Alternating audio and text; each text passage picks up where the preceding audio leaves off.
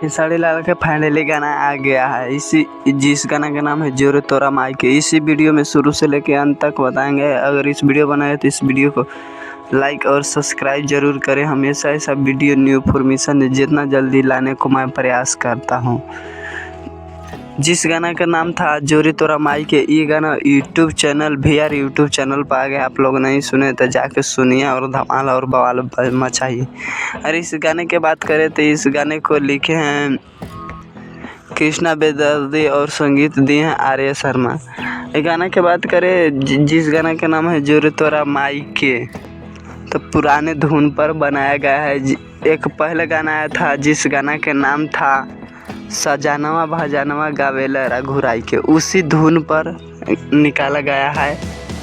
गाना की बात करें तो गाना ठीक है ठाक है और धमाल और बवाल मचाइए। आप लोग नहीं सुने तो जाके सुनिए VR म्यूजिक यूट्यूब चैनल पर। धमाल और बवाल भोजपुरी इंडस्ट्री में मचा दीजिए। अगर इस वीडियो पर आए तो इस वीडियो को लाइक और सब्सक्राइब जरूर करें। पूरा वीडियो देखने के लिए धन्यवाद।